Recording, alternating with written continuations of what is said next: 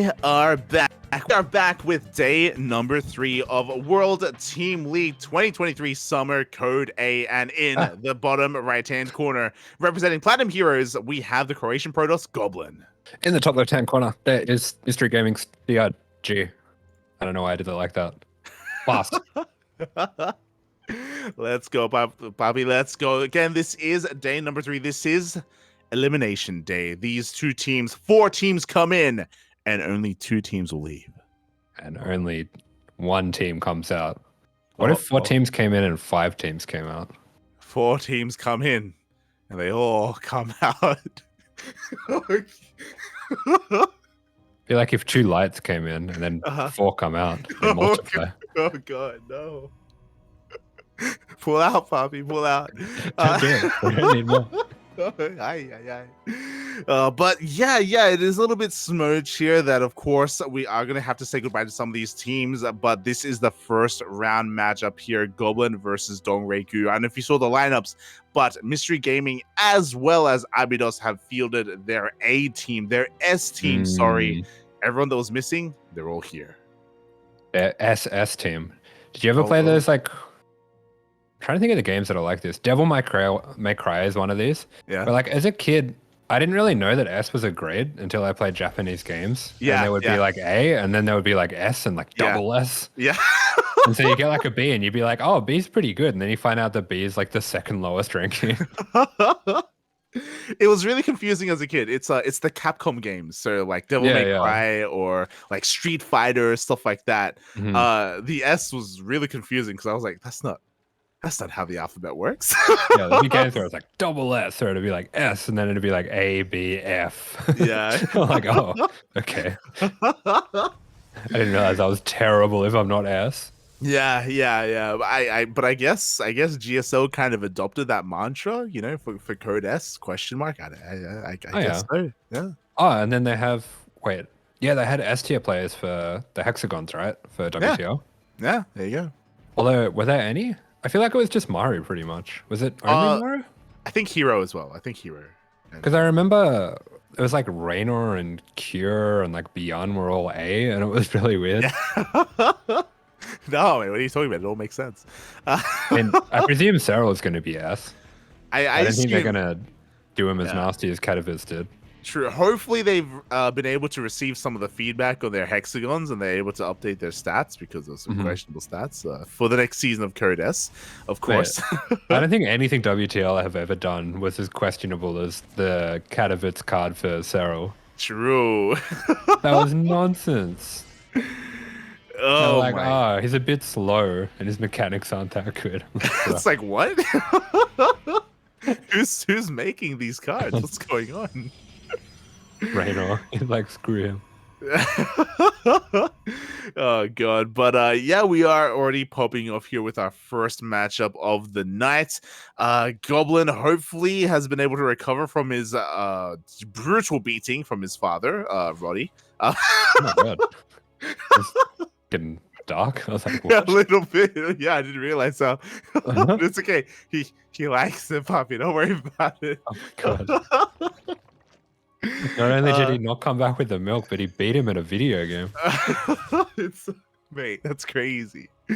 Oh god, but yeah, hopefully he's able to recover. And to be fair, this is a bit of a different matchup, so hopefully he's able to have a bit of a better showing here. But he is up against the one true dog. Yeah, DRG already showing himself to be very strong with just how active he's being with his lings. You can kind of, I don't know. I feel like sometimes when you've been watching a little bit of a tier slightly below, when you do get into these very top tier players, it almost takes like a bit of an adjustment, even just as a caster, to the difference in the level of play, just the sharpness with the lings, all the movements in general. And as I say that, an Oracle going down for Goblin, so that's a pretty bad start here. It really is. Like, sure, he got a queen for his troubles, but an Oracle is worth far more than a queen in this situation, especially when we're going for this kind of heavy composition if we commit into those Blink Stalkers. We don't have confirmation yet. It is a triple Oracle into Twilight Council, but he could go into charge from here. He may have to after losing that first Oracle. Actually, he's replacing it. And Oracle in the hand is worth 2 in the bush? Excuse me? Wait, who's in the bush? The Oracle. Oh, can I go into the bush? If you want. Okay. Well, speaking of going into the bush, again, we have a fourth Oracle on the way, and to me, that was the Okay. tell that, yes, we do have Blink coming out. So, unfortunately, Goblin had to reinvest into that Oracle because they are so necessary when going for this Blink Oh. Stalker style. Oh, yeah, this queen spread by DRG is absolutely fantastic. There's something we see a lot with the Korean players, something that both Solar and Dark are very exemplary at, is the way that they use their queens to kind of encircle the oracles as they go into the base for the scout. Yeah, it's something I always notice when I'm watching Dark or Solar, that they just manage to get those kills where no one else can. But DRG actually going for a rather large flutter of Lings, and there's no battery at the front here, so Goblin in a bit of trouble here. I think DRG recognizing that the oracles have used up quite a bit of their energy here. Yeah, I was about to say the Oracle comes back home, but there's no energy whatsoever. The other Oracles, it took a long time to turn around as well. These things are going to do a surprising amount of damage. Yeah, DRG so sharp with the responses there. Sees the opening, seizes it immediately, and here we go. The Oracle's coming back into position, but DRG is going to take them for a merry chase over here towards the third. For your the queens are waddling across the map. Banelings are being morphed in the face of a Goblin. +1 melee is done, and he is committing to the Ling flood here. The Oracles are already out of energy, mate. Yeah, the crisis management from Goblin has been really good, both the rewalling at the natural and whopping in all of these sentries to help deal with this, but my goodness, is there going to be enough to hold this at all? It doesn't look like it. There's just a huge swarm of Lings and Banelings, and this was just a brilliant reaction to DRG, by DRG to how little that the Oracles were able to get done. GG is called, and wow, that's just insane killer instinct from the Korean. GG, well played. As you said, abusing the fact that those Oracles were a little bit wasteful across the map. They had no energy left whatsoever to defend, only a little bit. And by the time they did, I mean, DRG, he didn't have to commit to breaking into the natural. He just focused back on the third where the queens were waddling on in. Ugh. Yeah, I mean, you just can't leave any opening like that against players of this caliber, and DRG gets himself a quick first win on the board. Mm-hmm. Yeah, he does. A very dominant showing in that first game, but now it is going to be Goblin's map of choice. He can bring it all back here, and he is a good enough player to do so. Oh boy, but after what happened in that first game, I feel like we didn't really get too much of a chance to see what Goblin had to offer. We saw some like Oracle micro, and that's kind of it. Like, he wasn't able to get into the swing of things. He wasn't able to warp in any Stalkers at all and get into his +1 blink time. Yeah, not really. I feel like we definitely haven't fully gotten to see what's possible, but I mean, Goblin's going to have other builds at his disposal. Hopefully that just got the nerves out as well, and we can have a bit of a better performance in this second game. Maybe a Stalker all-in or something of the kind. Yeah, maybe something a little bit more aggressive to turn it all around. Again, Goblin has had some time to think this through, to ruminate over his series, and his map of choice is going to be Gressvan. Okay, so we are going to go for a little bit of a bigger map, a bit more room to work, and this has been kind of the star map of the pool so far. We've been having some fantastic games on it. We really have. I love to watch games on Gressvan. Maybe not so much play, but watching it is definitely always a treat here, and it can lead to some very interesting scenarios, especially if the game goes on a little bit longer, just because of all the different attack paths and the different attack angles as well over the terrain. It does lean towards some very dynamic games. Yeah, I kind of don't even mind playing on Gressvan, to be honest. It's just an ape fest. There's just stuff going everywhere. There's constant fighting. Mm-hmm. It's I don't know what it is about that map, but it's pretty hard to not just have constant action going on. I guess, as you were saying, there's so many different attack paths that you can choose. Yeah, there really is. And speaking of, in the top left-hand corner of Gressvan, we have South Korean Zerg for MYG, DRG. And in bottom right-hand corner of the map for Platinum Heroes, it is the Croatian Protoss Goblin. Oh boy, and how are we going to turn all of this around? Gressvan, the rush distance isn't the longest. You know, we have a wide open area towards the natural as well, but it looks like DRG hasn't taken the bait. He isn't going for a 12 pool or anything crazy like that. He's just droning and going for a hatch first. Sensibly.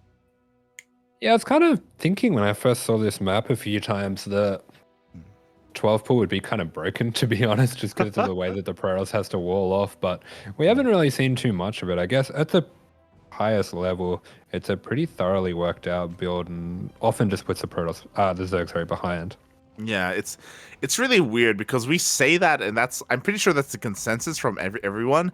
But then you have like every now and then someone does 12 pool or someone does cannon rush, and even though these cheeses should be kind of beneath their opponents, like that's kind of when like Prince comes out. Yeah, yeah, it works, you know. So it's like it's still kind of worth doing every now and then, you know. It's just yeah, it's risky. It's risky. Yeah, it's DRG. Oh,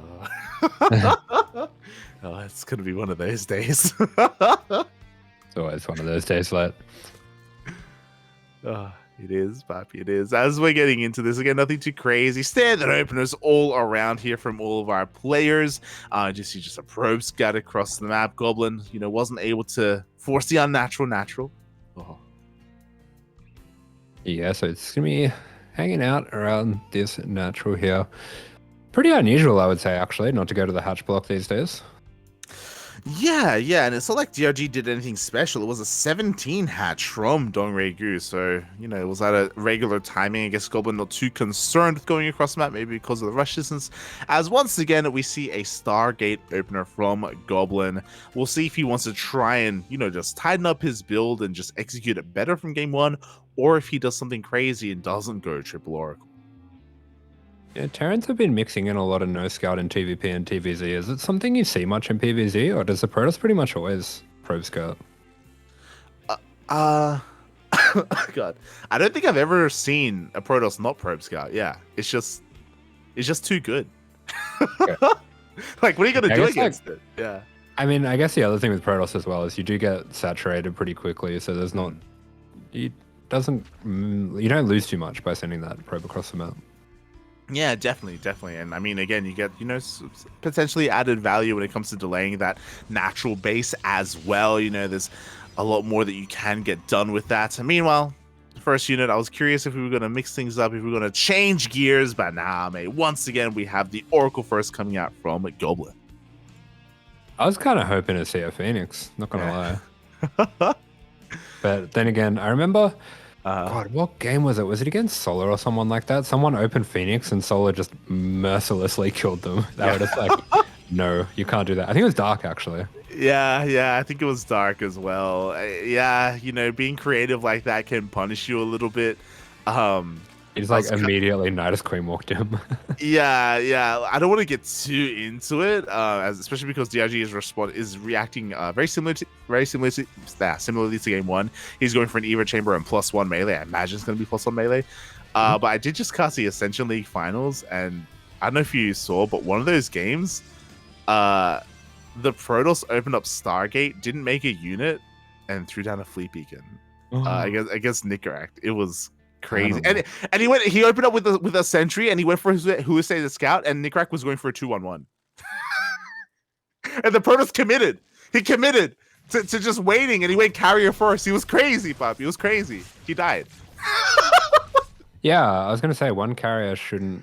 It's kind of interesting, because if you got into 2 or 3 carriers, it would probably do quite well, but... Yeah, the first carrier. Actually, no, it wouldn't. You just go Mass Marine. Yeah, you just go Mass Marine. Go like Marine Tank, and you just kill it. Yeah. It was crazy. Oh, God. I'll show you later. Okay. Yeah. I'll show you mine.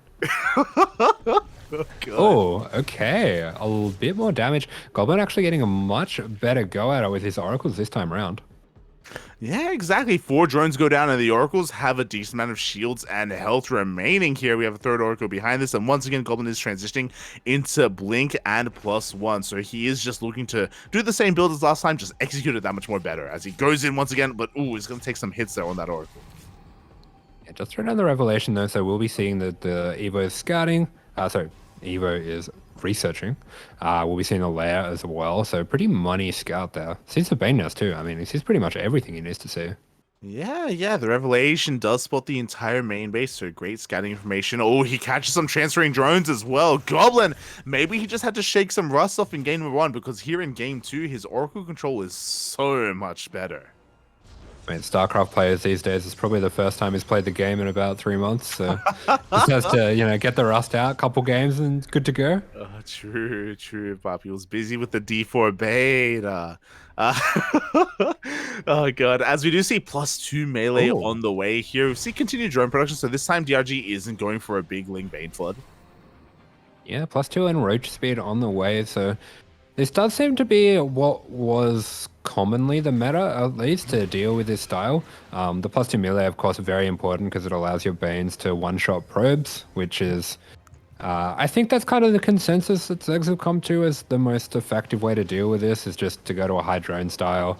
Try to constantly trade with the Protoss while doing Bane run-bys and crippling their economy.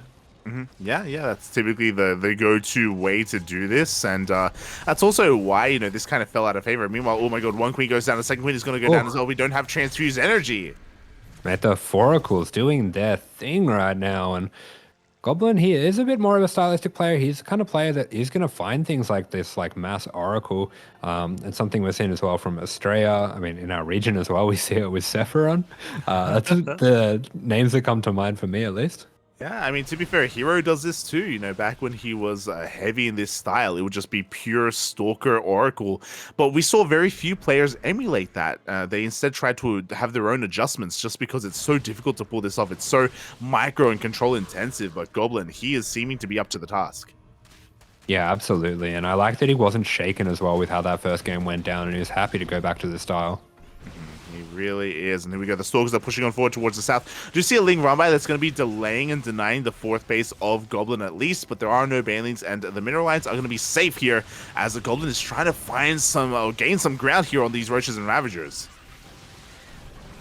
Yeah, absolutely. We have a big skirmish going down here. Not much creep before the base protecting it, so we can see really how much damage just having those oracles skirmishing around, taking out queens, and constantly harassing does do long term. Yeah, the Lings turn back around. They come for a wraparound, but the Stasis Trap is going to be going off. The Oracles have been conserving their energy for that run-by, so the Lings they aren't able to engage. Oh, but the Lings are force fielding the Stalkers. I love as well the Bile landing on the Stasis Ling. I mean, that's got to be the most terrified Ling ever. This massive Bile rains down from the sky, lands right on top of it, and he's like, I shouldn't be alive. But here we go. The Stasis Traps are starting to run out, but we need more Lings here. We just don't have a high enough Ling count to really close the distance. Banelings are finding some decent connections, but overall, Goblin is trading quite well. Yeah, he's doing a really good job just trading out here. And as you were saying, the Lings, they are usually kind of the meat. They're what needs to soak up most of the Stalker shots to stop those Roaches from going down. But here we go, those +2 Banelings, as we were talking about before, going to be wrecking it through the probe line. 18 probes going down just like that. Oh, exactly. Goblin, unfortunately, wasn't paying attention. He was a little bit too preoccupied with his Stalkers on the front lines, and he loses his entire mineral line. Oh, no. Pretty dumb how Bane's one-shot probes, actually. It's kind of broken. Anyway, we do have a bit of a Ling fourth field here. They should be able to be surrounded by the Stalkers and taken out here pretty effectively. That's exactly what Goblin's going to do. And Goblin just continuing to take some fantastic trades here. DRG, he has had enough. He is trying to push this back, but, I mean, the dodges are really nice. The Stasis Traps are once again going to be taking out these Lings, and Goblin just playing extremely well in this second game. Well, he really is, and somehow, someway, that Stasis Trap also survives the onslaught of Biles. They do barely miss it, and Goblin is slowly recovering here. His economy is still a little bit, in the dumps, but he's still trading so very well. The Ling count is never really getting too high whatsoever, and Goblin has the room to go for a Zealot run-by. Yeah, absolutely. As we do see both players going to be tiptoeing into their high attacks, into Hive, into Charge, respectively. But here we go. The Oracle's going to be committing on the Ravagers, and they absolutely shred them. These full energy Oracles just do so much DPS, and DRG being pushed right back against the wall now. Yeah, exactly. Here we go. We have a flood of Lings, but no, they have to defend against the Zealot run-by. We're losing a mineral line. 14 drones go down, and we have a massive blink on forward as well. Wow. Goblin has broken through. Huge offensive blink going through, and all of that work just chipping away at DRG, finally paying off, and he's able to break on it through here. The Oracles take down the hatchery, and I think Goblin's just about done it here. Yeah, he has broken through. The roach count is in shambles right now. There's only a handful of Ravagers remaining. The Oracles are still alive as well. Such patient play with those Oracles, making sure they were always in the backline to support. GG gets called, and Goblin ties it up 1-1 with Dongregu. Wow, gee, fantastic work from Goblin. And a pretty decent upset there to kick things off. We now have 1-1. Mate, I didn't believe when I saw Goblin going for the same opener. I thought he was on Copium Puppy. I was like, man, are we really gonna do this again? Did you see how well DRG did? But the Oracle control was on point there. It was almost like a different player in game 2 for Goblin. Yeah, pretty much. I mean, he just kind of got those nerves out in that first game and absolutely went for it in the second game. And the trades were fantastic. Everything seemed to go his way, and the extra oracles as well. Really good addition to that style. So here we go. We're going to be having as our game number 2 a very evenly matched EU ShaDoWn here. Strange, probably the slightly stronger player, but I'm sure these two have a lot of history, and they are both pretty stylistic players in their own right. So this could be a very interesting TVP. Oh yeah, it's going to be very interesting indeed. But again, still a massive shout out to Goblin for tying up that series. He did what he needed to do for his team, for Platinum Heroes, and now we have a series. I thought that we would start this off with a 2-0 lead from Mystery Gaming, but that is not the case at all. And here, you know, for Platinum Heroes, they can do quite well themselves. I agree with you. I think Strange is maybe the slightly higher tier player, but AqueroN is no slouch. Yeah, absolutely. And AqueroN, he's one of those kind of build masters. He's one of these players that has some really fantastic various all-ins, and he is really that is a style that's really strong with TVP. We see players like Dolan who come up with their own builds and have very strong all-ins, do excel in that matchup. Definitely. And I don't want to take too much away from this matchup because it is about to pop off. But Rufus is so chill. He's having a good time. He's living the life, Papi, in the arms of his Papi. Oh, you love to see it. Oh, Phil. He's big chillin'. He's waiting for the Zerg to kick off. True. He's waiting. He's going to be waiting for a while here. And this is also where I have to Funada Platinum Heroes, you know, a little bit. I love AqueroN. I love the lineup that they have fielded. Not running hate me. Vindicta, where's Migs? Where's Migs, mate? For the first couple of days, sure, that's fine, whatever. But mate, he's sleeping. Sleeping? Mate, he's woken up for WTO matches before. You know, he can wake up, mate. He's fine. He's got the passion for it. He's got the passion. Oh. He doesn't like it. Actually, I don't even know if he's home right now. True. Is he traveling? Oh, I think he was yesterday. I don't know if he's back now. Okay. They get off the hook. They get off the hook, mate. Oh god, but yeah, AqueroN, you love to see him. He's been doing quite well for himself recently with some solid performances, especially in these team league matches. I haven't seen much from Strange recently though. I've seen much from it. Yeah, I remember watching quite a few of his games in, I think it was the Katowice round of 36, perhaps, or maybe just the EU games. But I do remember him and Milky Cow had some banger games. Oh yeah, that sounds about right. That does sound about right here, and it's gonna be difficult to replicate that series because Milky Cow is such a crazy player. Like, I love Milky Cow so much. So yeah, we'll see. AqueroN, still a very aggressive player in his own right. I feel like when I think of AqueroN, I think of, you know, these very committed 2-base pushes. You know, I expect to see the boys pulled at some point here in this series. So Yes. yeah, it's gonna be interesting. I've been studying the art of the boy pool today. Oh, what have you learned? Good. The one that I learned that I keep forgetting as well is after you hold a 4-gate, it's actually really good to pull the boys. Oh, okay. How well do you have to hold the 4-gate though?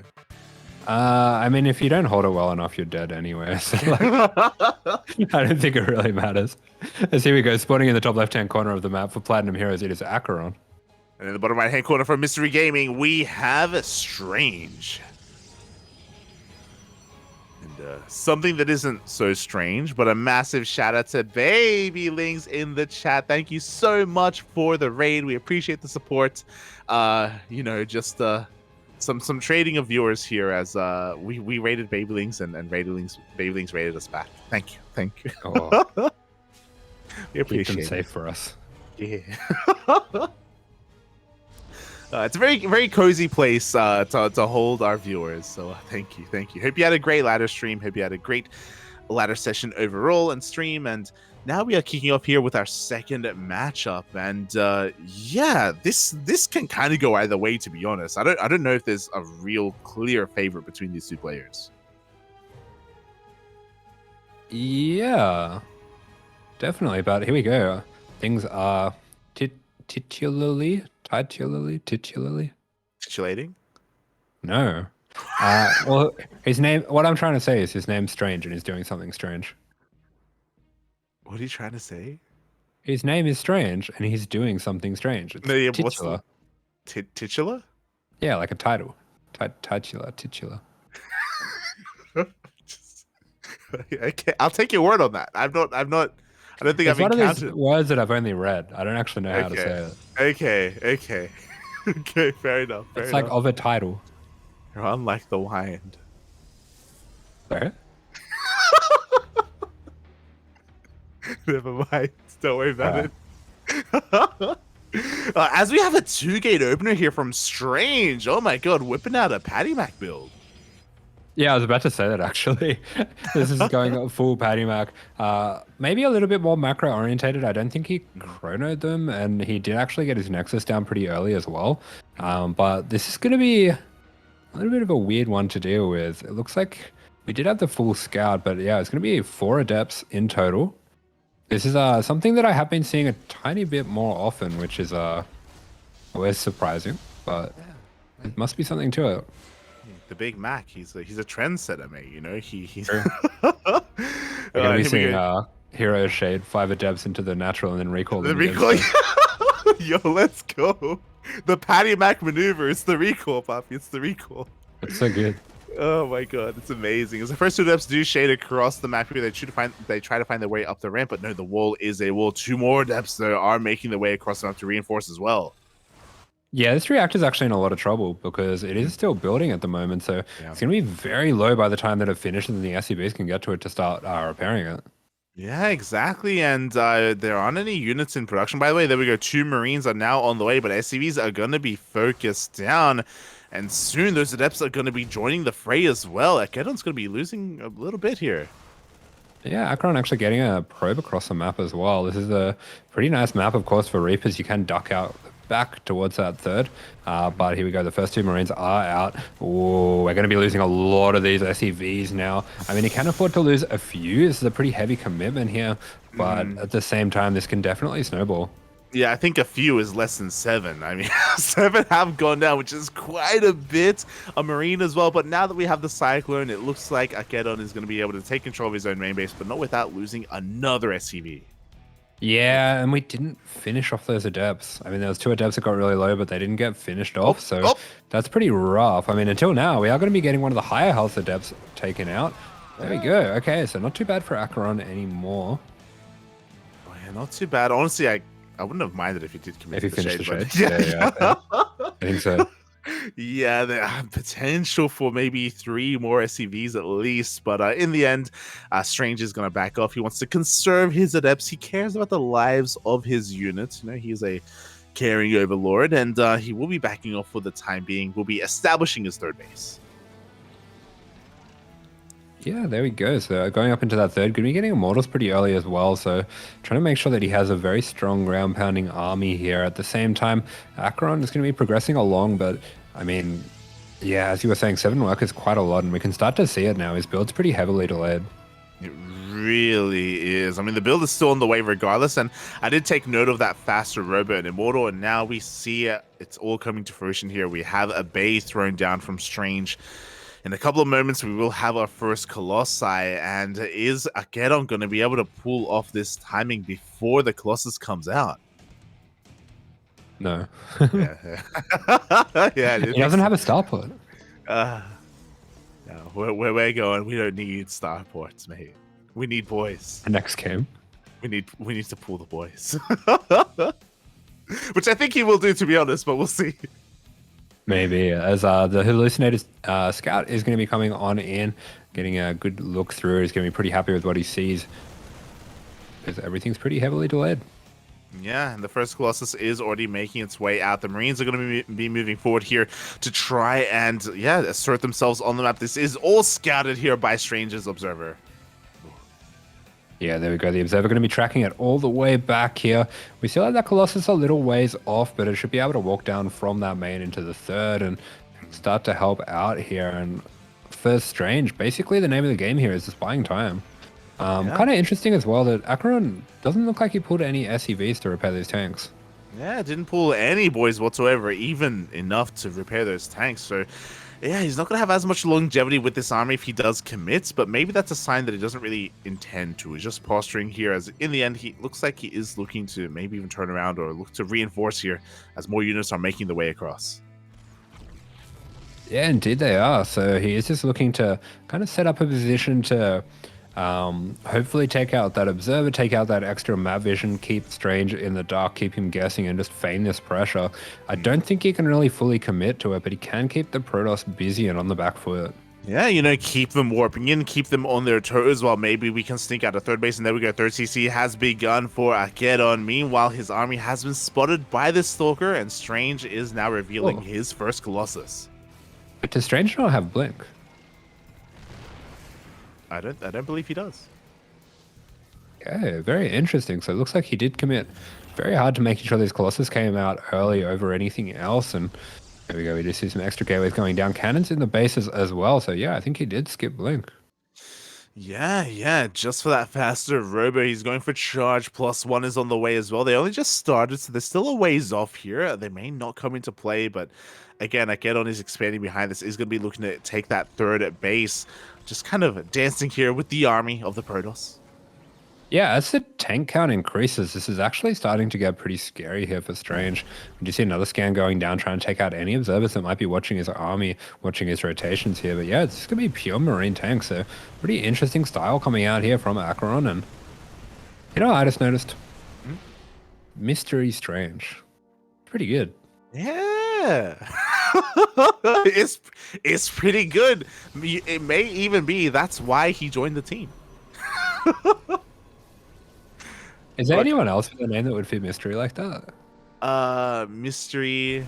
I mean, there was a Chinese player called Mystery. Surely there was a player called Enigma at some stage. Enigma. There's no way no one's used that handle. I mean, controversial, but there is the Riddler. And I think one of his IDs was Enigma, actually, as well. All right. As here we go. We do see the tanks caught on siege for a moment. Every single tank is going to be going down. Yeah, and with that, Strange can pretty much back off if he wants, but it looks like he is going to continue to push this back. That was really nice as well, the way that he spread out his Colossus. And AqueroN does save all his Marines, so that's a nice little catch for him, but 4 tanks going down, that pretty much takes out all the stopping power. And oh, wow, only 8 Zealots lost for Strange and nothing else. That's crazy. What a trade. It was insane that the Zealots were able to avoid so much of that damage. Again, it just goes to show how little the tanks were able to do in that fight. And with that, AqueroN, that tank count, that scary tank count that you were talking about earlier, it's gone. Man, I've seen this before. I know what happens. I know how this story ends. Oh. It's about to get A-moved. Does it end with you calling Pez on Discord? No, we don't call anymore. We just leave a message in venting. Okay. It's a regular thing. Don't worry, it goes both ways. Fair enough. As Strange, after taking that massive fight, is going to be asserting himself here on the map and pushing across the map as well. Had a little bit of pathing issue, but he's able to fix that as he now has his Colossus with his main army. At the same time, we do see a drop heading out across the map there. Yeah, great idea with the single drop. Unfortunately, it is scouted, so Strange will be able to warp in defensively. And here we go. The Colossus, with a bit of dodgy pathing getting their way here, are able to get here safely. And now they're going to be jumping on top of this third. Big surround coming out, though. Has to be really careful that he is not getting surrounded by the reinforcements coming from the main. I love the movement there. We saw like a clear opening for the natural, and he poked in, and he's like, I shouldn't be able to just walk in here. He Yeah. backed off. He's like, he was very uncertain of himself because he's like, this should not be happening. What's going on? Where's the army, puppy? Aye, aye, Yeah, aye. this is a little bit too easy. Yeah. He was very sus. Everything was very sus at that moment, and the natural base is on fire. It has been completely compromised. You do see a couple of Vikings coming up, but no, the Archons and Stalkers are in position. Yeah, and there we go. AqueroN going to take his moment now to go for it. Pulls the SCVs, jumps right on top of this army. He's going to be trying to focus down these Archons, but there is no way he can break through that. Strange takes game 1 here for Mystery Gaming, and now we have a 2-1 lead for them. Oh, GG, well played. Strange looking quite powerful in that game, especially just based off the openers. I think that's kind of really what snowballed over the course of that game is AqueroN. I feel like Terran specifically, maybe even in this matchup, you know, you have certain builds, you have certain timings that you want to be hitting, and if you do miss them, then it can be tough to kind of recover and to pivot into something else. Yeah, definitely. And I mean, that strategy for AqueroN there pretty much completely revolved around the tanks. He just really needed to get that tank count growing and growing. And once he got up to 5 or 6 sort of tanks, we would have seen a bit of a repeat of that Coffee versus ShaDoWn, where basically all the robo units just get completely shredded by the tanks and the buyer can deal with the rest. But unfortunately, Strange just dealt with that extremely well. I mean, that was an insane fight that he took. Yeah, it was really decisive. And of course, a lot of that does come down to his vision as well. Like, he saw everything that was happening on the map for such a long time. He was keeping up with all the rotations. And it took such a long time for AqueroN to finally commit to a push. And when he did, we saw Strange was ready for him. But now we're getting into game number 2. And game 2 is going to be played out on Dragon Scales. Oh, there we go. The information fairy has riled one up for us. We've got Enigma is a Protoss player playing for Okagu team, T-team. Ah, yeah, the Panty team. Yeah. Thanks for reminding me. Never forget it, Papi. Never forget it. Oh god. So yeah, maybe we should you know, consider that for the next player pickup. We'll see if Mystery Gaming is able to make it into Code S. You know, it'll be a good pickup. Bit of money to splash. Pick up some more players with mysterious names. It's good for morale. It's good. Look, I'm not gonna sit here and be like, no, we totally didn't do that with Dolan. I mean, he is also a duck. But in the bottom right hand corner, true, we have for Platinum Heroes AqueroN. And in the top left-hand corner for Mystery Gaming, this is Strange. It is Strange.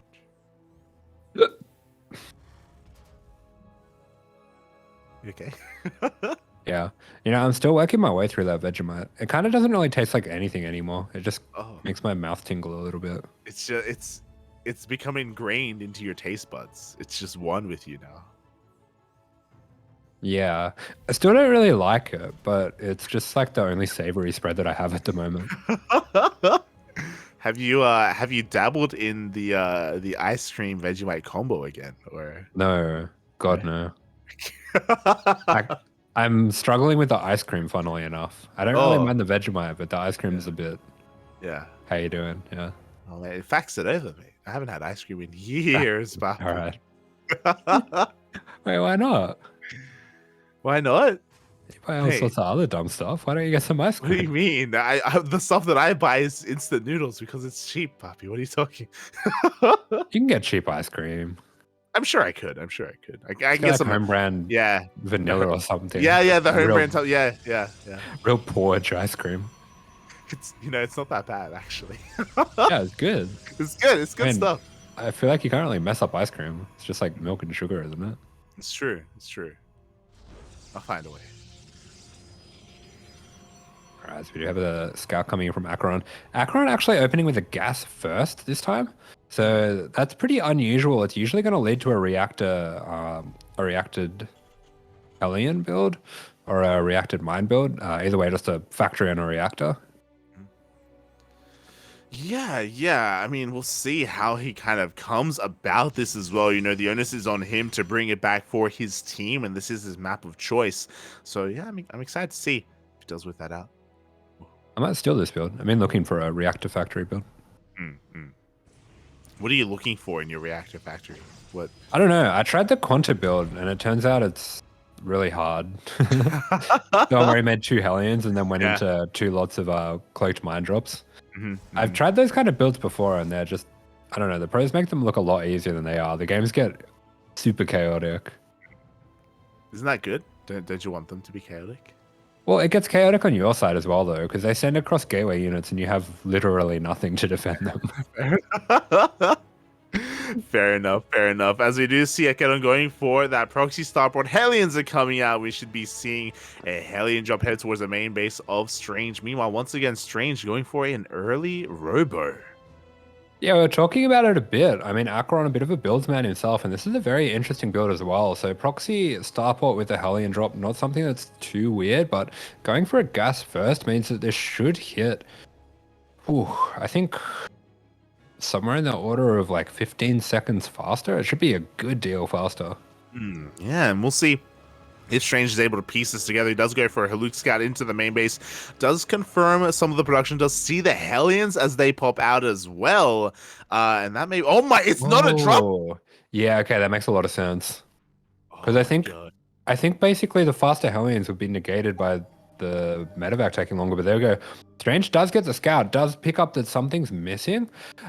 He does have a sentry in position as well on that ramp to force field, so he could evacuate his natural, but looks like he's not going to. He's actually going to have to pull probes to try to deal with this, and here we go. The first few probes going to be going down. Hasn't quite synced up the shots as AqueroN, as the ship battery overcharge going to be committed. 6 go down if he gets this out of here. Not a bad trade at all. Really nice. Exactly, especially considering that the Liberator is still making its way across the map as well. 6 probes as well as the overcharge, and AqueroN can try and go in once again. Yeah, of course. Strange does know about the starport, so seeing that there was no medevac with the Hellions, you'd probably suspect that it's going to be a Liberator. He does have his Stalkers in position for that, and the Immortal is going to make very quick work of these Hellions. Yeah, exactly. We are committing into the natural. At the same time, the Liberator in the main base is going to go down as well. Not before killing 2 probes. I don't think we'll need a third. Yeah, 2 probes go down in the end. Does that make it worth it? I mean, Liberator was a bit of an investment. Yeah, this pretty much just went from a really good trade to a pretty bad trade. Yeah. With that, I think Strange should have a little bit of a lead from here. Unfortunately, AqueroN didn't quite have the extra attention to spare to take out to focus fire the probes in the main with that Liberator. Probably could have gotten a little bit more damage, but obviously those Hellions needed a bit of attention as well. And the scary thing is now all the aggression in the early game has been cleaned up. We had the Robo opener, we're delaying our Blink, we're delaying our Twilight Council, we're going straight into Colossus production already here. So yeah, Strange is going to have quite a bit to work with early on. Yeah, Observer going to be running through the base here, just trying to see, exactly what AqueroN has, where is it at, and how many corners that Strange is going to be able to cut. And I think he's going to be able to find that he can cut a lot of corners, because this push is still a little ways off. Yeah, still a ways off. He can buy time here. Vikings being produced. Okay. All right, this is really interesting. I think I've seen this before against Phoenix Colossus, but it's actually going to be a 2-base all-in. So he's going to go for a 2-base all-in with tanks and Vikings, trying to hit a really crisp timing as probably, I guess the second Colossus will be just out, but it should be hitting before charge. Yeah, it's gonna be quite tight. It's gonna be a tight timing here for AqueroN. He's banking up those Vikings in his natural. I don't believe they've been spotted yet by the Observer. I believe they saw the starport, but they don't obviously know what was coming out of them. And yeah, we'll see if he's gonna be in position here. Oh, would you see a scare with the Observer? It lives! He doesn't get it. Oh. Fortunate, but that will push the Observer back. It's really important that he does keep these extra Raxes and the Vikings hidden. You can see as well that he's rallying his Vikings into that back corner to try to make sure that they don't get scouted. Behind this Strange, going into his gateway explosion, is going to be having charge on the way. I think with the way that this is timing out, charge might be finished, and there's not really going to be much healing or sustain for these. Well, there's not going to be any healing or sustain for these Marines. This is a one-shot army. This is AqueroN's all in to try to deal with the damage that he took, and I do like this. I think this is a really good way to react to the build not quite working out. He would have been behind if he went for a standing game, but if he can get a nice siege up here, this could be one of his only ways to get back into this game. I think another big thing is going to be these Vikings as well, because I believe they have been kept hidden, and I don't think Strange is aware that he needs some anti-air to protect his Colossi. But there we go. They have been revealed to the Observer. Strange is going to be respecting this, but he doesn't want to try and force a siege. Yeah, AqueroN going to be poking his way through slowly, but 3 Colossus finished already. This is so early to have 3 Colossus done. Pretty insane from Strange, but here we go. We are going to be having a full commitment to the fight. Shield battery overcharge has been used as well, but the army is getting absolutely shredded for Strange. I mean, if his second Colossus goes down, he could be in a lot of trouble here. He really could be. The Zelts are trying to trickle on in. They're getting on top of these Marines, but the Vikings are landing on top of the Archon. Yeah, bit of friendly fire, unfortunately, from the tanks on the Marines. So pretty much no Marines left. This next warp in might be able to just clean this up here. Yeah, exactly. The Zealots are diving on top of these Vikings. There are no Vikings to deal with the Colossi either. It is laying siege upon those tanks. Nice stutter stepping, though. The Vikings do clean up those Zealots. Yeah, it's going to be pretty close here. We do have Liberators being rallied on in, as well as Marines, Marauders, tanks, everything that AqueroN can afford. I mean, he's still on that 2-base mining, so should be able to keep this going for a little while longer here as he does try to press in at the natural. But, I mean, time is not on his side here. He hasn't got any probe damage, just kind of taken out shield batteries and obviously shaved down that Colossus count. Yeah, that's the thing. He's only been trading with the army, but he is all in. He needs to do some economic damage. You do have a Zealot warping on the right-hand side. It looks like Strange is going to be going for a surround. Ooh, yeah, massive surround. So many Zealots coming in from every single angle here. The tanks are going to get absolutely shredded by those Zealots, and that was the linchpin of this army. AqueroN in a pretty big deficit now when it comes to that army. Yeah, exactly. Very patient play out of Strange. The first fight may not have gone the way that he wanted it to, but he didn't panic. He just backed off. He just warped in a little bit. You know, he had to, or he could wait and let AqueroN push into him. And unfortunately, it was AqueroN on a timer. Here we go. We're rushing across the map. There is 1 tank left. Yeah, Zealot's going to be getting on top of the tank, so Liberators do come out defensively, but the tank has gone down. This Bio without medevac assistance is going to be trading pretty poorly with the Zealots. He does manage to hold his ramp here, and the Liberator's doing a little bit of damage as well, but I think it's just a little bit too little too late. As we actually have the Colossus being taken out. Not enough anti-air here on the ground for AqueroN. Yeah, only 1 Stalker. Sorry. Yeah, well, only 1 Stalker, and 1 Stalker is not going to be enough. 1 Colossus does go down, the rest gets recalled back home. Strange will back off, and AqueroN's going to be able to survive, and he starts a 3rd CC. Yeah, okay, so AqueroN taking some decent enough trades towards the end of that, and of course he did shave off, I believe it's been 3 or 4 Colossus now, so Strange is continuing just to pump resources into that, try to get those back up and running, and that is going to delay his 4th a lot. Wow, fantastic Zealot Scout here, going to be picking up this drop coming into the main. Yeah, just in time as well. We do see the army of Strange rotating over towards the main base, and yes, you are right, it was 4 Colossi in total going down over the course of this game, and the Colossus, calm down, Poppy, stop! You didn't mean it. Poor Pylon. It's okay, he lived. It's just jealous. I mean, the Pylon, it has so much responsibility. Got a lot of people counting on it. Colossus is like, I don't know how I feel about that.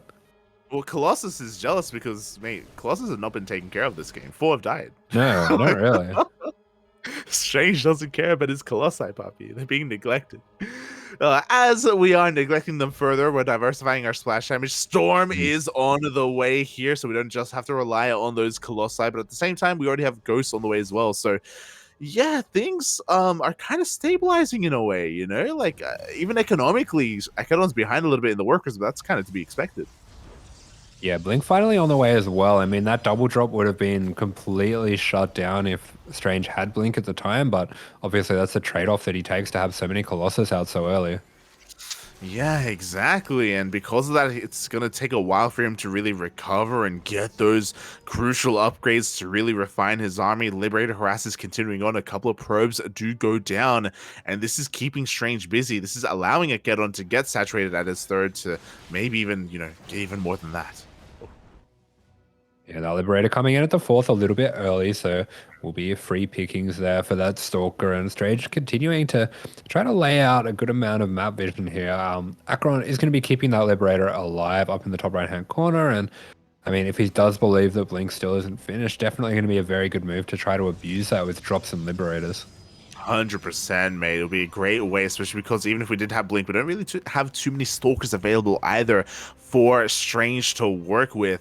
So there is a lot of potential here available for AqueroN. We can see 6 Ghosts are already out as well for those EMPs. Armory on the way for 2-2. Unfortunately, a little bit late, but you know, it is on the way. Yeah, Armory on the way. I mean, he has been pumping Tank Viking Ghost, so it takes a little while to get into that 2-2 there. And we can see as well, I mean, Strange pretty far behind in the upgrades too. He's 1-1 only, just finishing up now, so it's not going to be too much of a too much of an issue.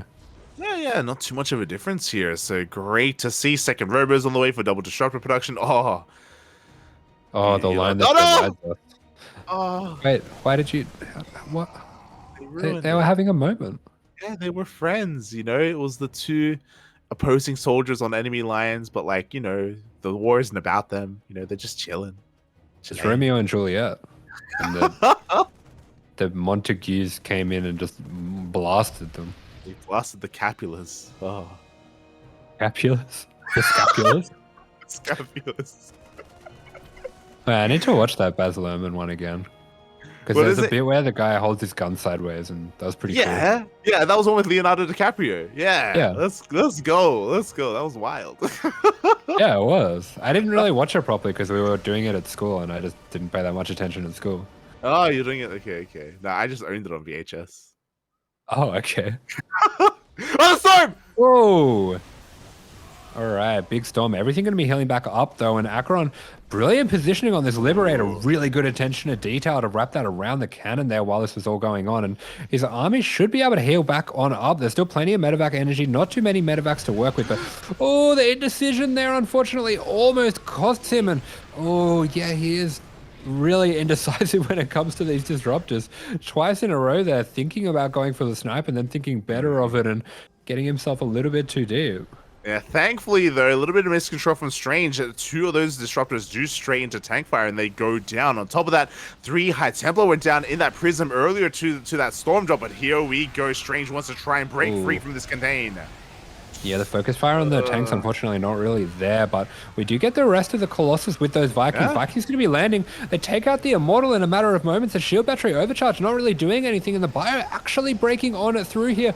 Oh, beautiful split as well. AqueroN, he is really picking it up for the second game. Yeah, he really is, and it looks like he's finally broken on through. He's broken the back of Strange. He just lost too much too quickly. So many disruptors thrown away. The High Templar thrown away as well. Only 1 storm was able to connect, and with all of that splash damage, the Colossi cannot do it on their own. The 4th has been broken, and mate, I'm telling you, this elimination match, it is coming down to the wire here as Platinum Heroes are looking to tie it up 2-2 as we still have a couple of disruptors remaining here, but we have plenty of room to kite. Oh, we are going to be charging up on in again. He's crazy. These good Terrans, they have that in common. They're crazy. He's crazy and he pays the price. 1 Nova connects at the end. And it looks like Strange is going to be able to force this back at least a little bit, but 1 Nova is not going to be enough, mate. You're going to need a lot more where that came from. We've got the unassisted Liberators just sieging up on this army here. He doesn't care, mate. Doesn't even care, Papi, as AqueroN has to back off. He has to breathe. He has to just, reestablish himself and just consolidate his army. Meanwhile, Strange, what does he have left to work with? He has a couple of gateway units. He's warping into my Templar, immediately into Archons as well, so he won't be gathering that energy for Storm, and he just doesn't really have much left to speak of at all. I can't stop thinking about Romeo and Juliet with sideways held guns. Yeah, there's like a shootout at a gas station, like at the start of the movie. Yeah. It's like, what's in a name? That which we call a rose. Blah, blah. By any other name would smell as sweet. Blah, blah. It's such a weird combination, right? Just to mix Romeo and Juliet with like gangsters. Yeah, it's cool. It's cool. And it's like, it's a pretty accurate modernization. I mean, it's pretty close to what it is. Yeah, not wrong. I just remember their friend, the friend that dies. I think he sings like one of my songs, like one of the new like repeat disco songs, like those. Just imagining one of the reggaeton songs. Ba-ba-da-ba-ba-ba-da, ba-ba-da-ba-da-da-da. No, it's the wrong number, Song Puppy. It's the wrong number.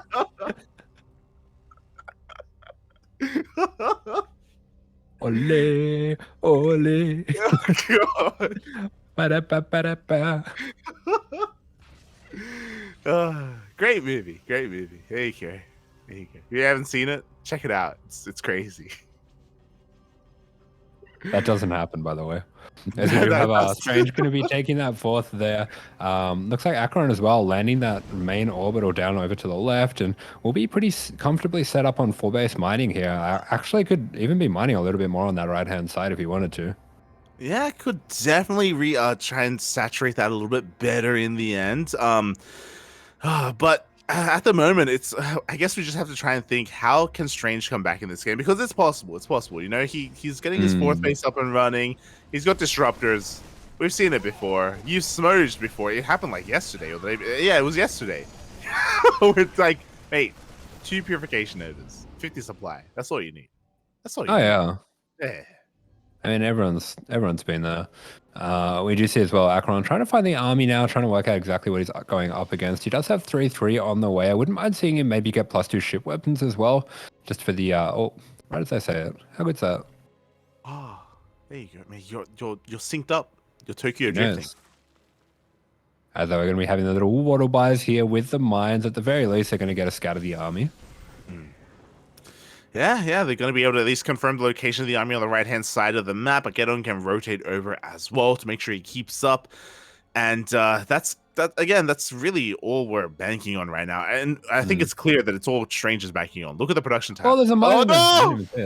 I was going to say as well, thinking of ways that Strange could get back into this, I think on a map like this, especially once you get to this stage of bases with the Terran, you are starting to get extended pretty wide.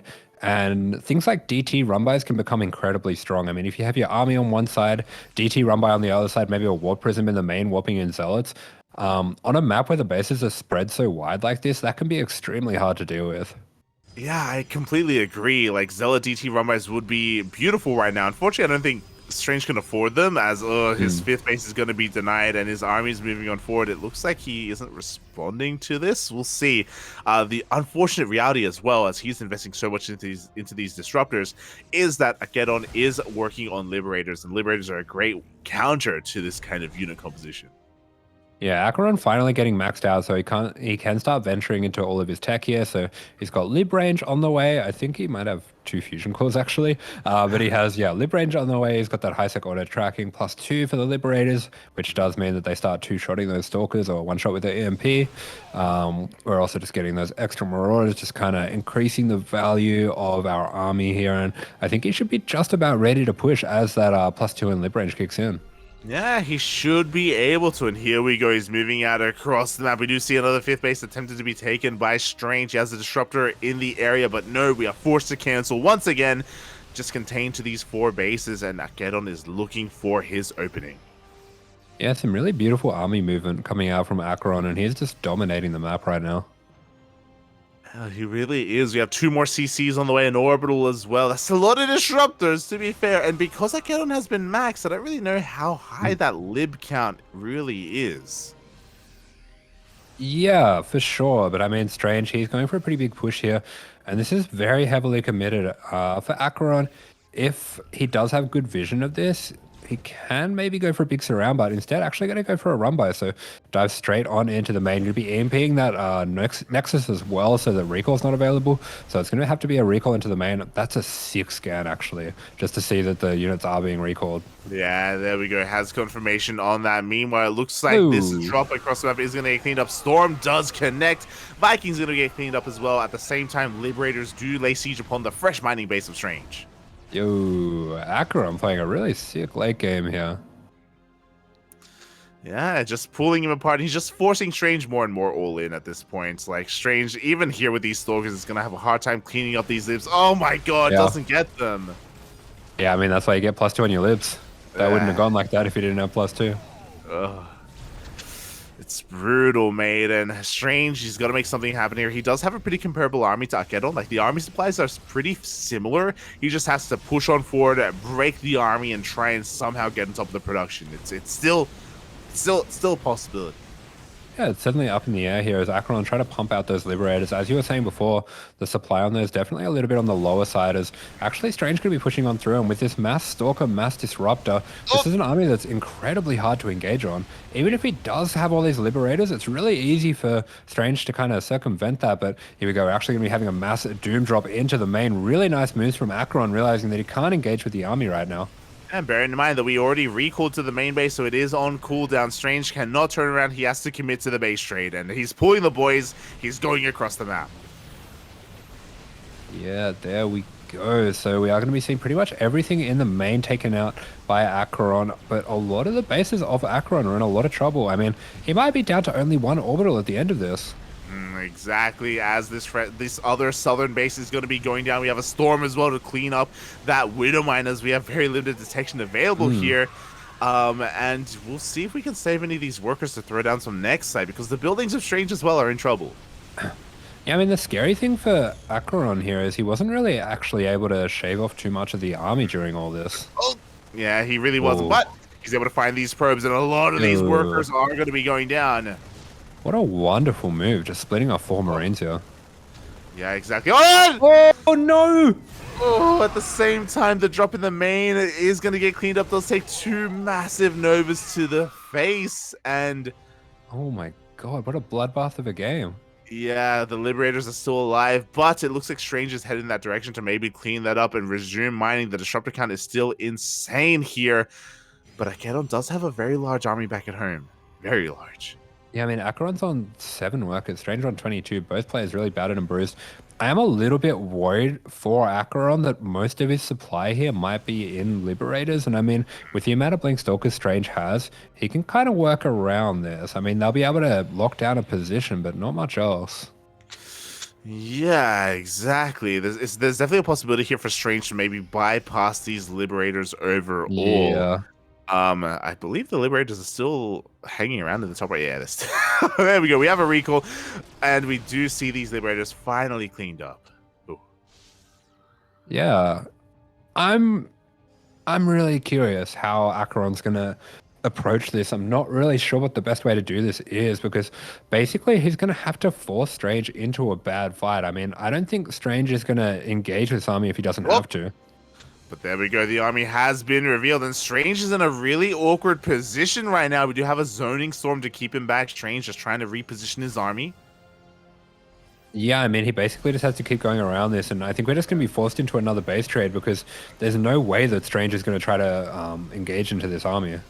Yeah, what's important though, Strange is actually leaving a couple of disruptors behind, so he's committed to the base trade, but he's also looking to maybe get a cheeky Nova off on that army, as he has to be careful not to go within that liberation zone.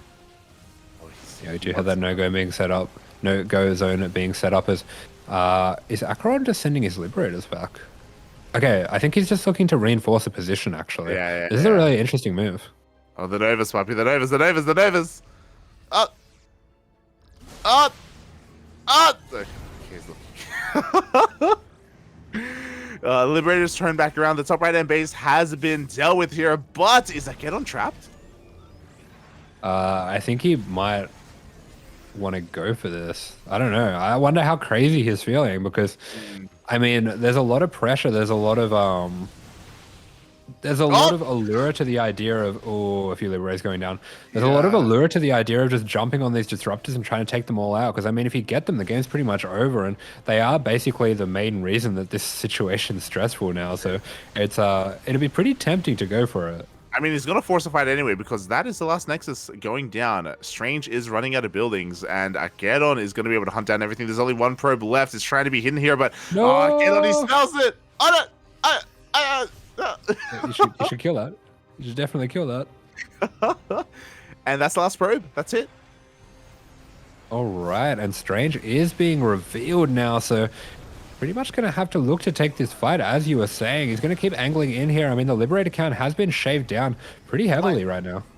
Oh, it really has. Mind Shot goes off, does weaken up some of those disruptors. Meanwhile, Strange is still looking for that fight. Yeah, and AqueroN going to be splitting off a drop. I love this move. Yeah, exactly. GG gets called. Oof. Strange will tap out of that very stressful game, and AqueroN ties it up God. 1-1. What a game between these two. Holy moly. Oh. Ooh. Ooh. All right, and yeah, with that, mate, it's going down to the wire here. It's gonna come down to a PvP, mate. A PvP. Oh, a PvP of all things. We were talking about this yesterday as well. That is a stressful basket to place everything in, and it is in fact all going to come down to it. So Mystery Gaming, they are finally going to be fielding Classic. We were maybe a little bit critical of them for not fielding him in the upper bracket, and they are looking to revise their mistakes in the lower bracket. They are with their full force team, and it's going to be Classic versus ShaDoWn. Yeah, no excuses this time. If you remember, last night, Classic was not available to play for Mystery Gaming, and that may have been their downfall. That may be the reason why they fell to the lower bracket, because Classic is one of the best players, or one of the best Protoss players in Korea right now. He's been popping off in the ESL Open Cups and in KSL. He's been bringing down, he's been one of the few players to beat Hero in PvPs. He's been beating Dark in PvZs. Classic has been popping off recently, and arguably the ace player of the team. I say arguably because, of course, DRG is another kind of titan for the Mystery Gaming team roster. Yeah, definitely. I mean, they have a really strong team here, and we were expecting them to get through without too much trouble. But I mean, the less favored teams in this tournament so far have been popping off, and we've just been seeing 1-1s after 1-1s in series that have felt very favored one way or the other. So, yeah, I mean, this is a really strong battle that we have for these Code S spots. It really is, and now we are getting ready for the last best of 2 here for this matchup. If it does go 1-1 again, we will have a best of 1 ace match to end it all, which would be insane. And a PvP here is going to be a close one. I do still favor Classic, definitely, but ShaDoWn is a world-class player in Europe. He definitely has it in him to take a game of Classic, especially in a PvP. Yeah, definitely. And one game's always going to need. I mean, if they can tie it up, they are going to be going to an ace match here. Oh yeah, and that is what I want. I wanted to get down to the wire. I wanted to go the distance, to go all the way, Poppy, but we'll see if we can get there, as Game 1 is going to be played out on altitude, a very unorthodox map for a PvP. We don't really see PvPs too often on this map at all. Yeah. I mean, I'm guessing it's going to be a 1-gate expand map. We have a very long rush and a ramp at the natural as well. So I'm expecting 1-gate expand into a bit more of a macro game here, but we'll find out in just a moment. As spawning in the top right-hand corner of the map for the Platinum Heroes, this is ShaDoWn. And spawning in the bottom left-hand corner of altitude, we have as opponents for Mystery Gaming, Classic.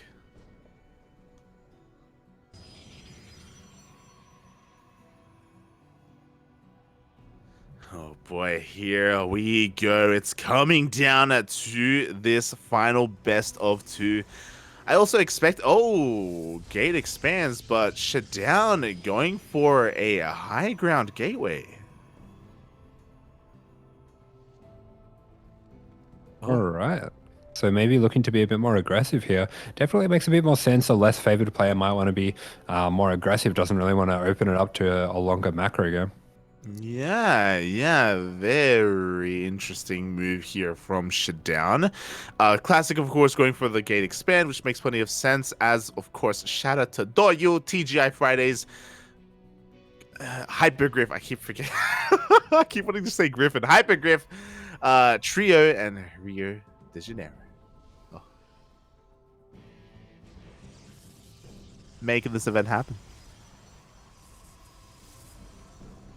Yeah, and there we go. We are going to be seeing a little bit of a block coming out from ShaDoWn, so maybe just trying to fake out a little bit that he is going for the 1-gate expand too, but it looks like no, Classic does have the scout in his base as well, so we do have the 2 players kind of assuming this attacker-defender role. It's definitely a dynamic that we do see a lot in PvPs where there is that gate expand.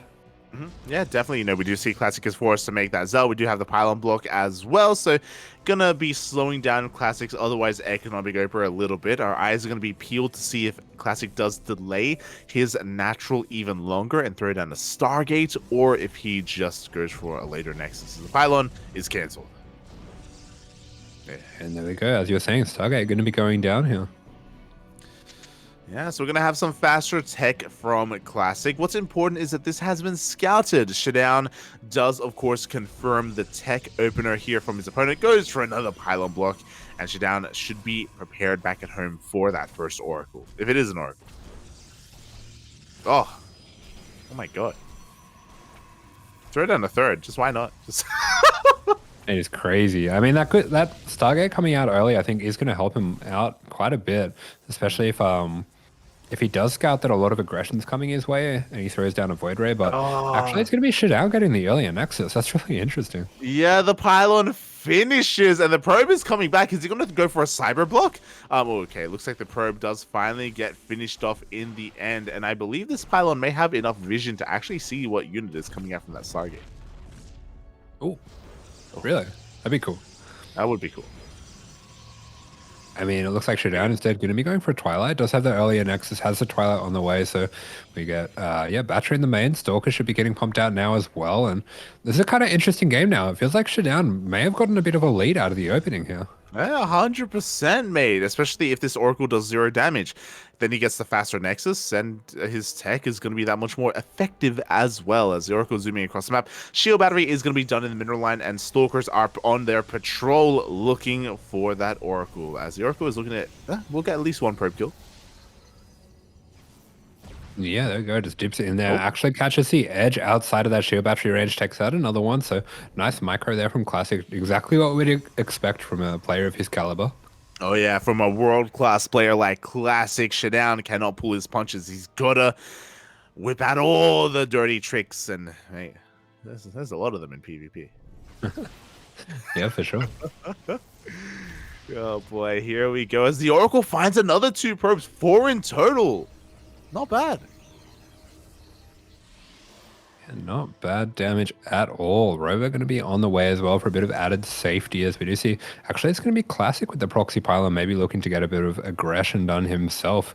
Especially once that third comes up, that could be a good spring point for attacks. It really can be. We do see a Robo on the way. We have 2 gates in the main. We could be seeing a 3rd gateway across the map here for Classic, as he is keeping that probe around. I believe we don't have a Twilight Council either. So yeah, I imagine he's going to be committing to the proxy. Yeah, I imagine so. Just maybe a proxy gate out there to set himself up for anything in the range of Zealot run bys or just a full-on all-in. Yeah, we'll keep our eyes peeled. We'll wait and see what Classic has in store for us as he's continuing to dip in with his Oracle, just getting more scouting information. Does see the gateway explosion on the way from ShaDoWn. Does spot everything in the main as well. And he's going to make a choice. We're going to need a 3rd base soon here from Classic. Oh, yeah, the defense here at that natural pretty scarce. So he's going to be forcing that little probe pull. And it feels like Classic, I don't know, almost slowly edging himself forward in this game. Does get that 3rd down at a pretty equivalent time, and they're actually neck and neck on markers. Yeah, they are neck and neck here.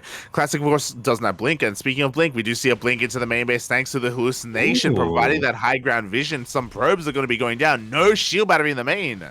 Yeah, great move. There's barely anything here to deal with that. The Stalkers will be gone on by this Immortal, by everything else. Not sure if they're going to be able to get out. That blink might expire in time, but takes another probe down with them. Yeah, not too bad at all. It does blink towards the 3rd base. Does get eyes on the 3rd base timing as well. Is going to be able to maybe even pick off another probe. And ShaDoWn has been doing really well for himself. We see his transition point. We see charge and a forge. Yeah, ShaDoWn actually running circles around Classic right now and giving himself a nice little lead here. Yeah, he really is. Classic needs something to come back in this game. Adepts are a great choice. He's going to be able to get 1 probe. Ooh, he's going to get 2 probes. Nice cancel onto that shade, but it looks like 3 is the most he's going to get. Ooh.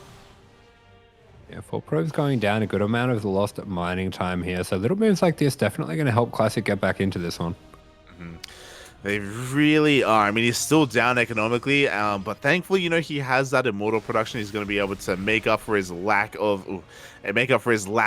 blink, and he's going to be skipping blink entirely and going straight into charge. Okay, they're definitely going to be dipping straight back on in. They will be taken out, much better dealt with this time by ShaDoWn, and ShaDoWn just continuing to extend this lead, actually. He's in a really good spot here. He really is. Wow. He really is, like with his upgrades as well. +1 is on the way, and Classic, I think, is going to be committed here. We have 5 gateways being thrown down.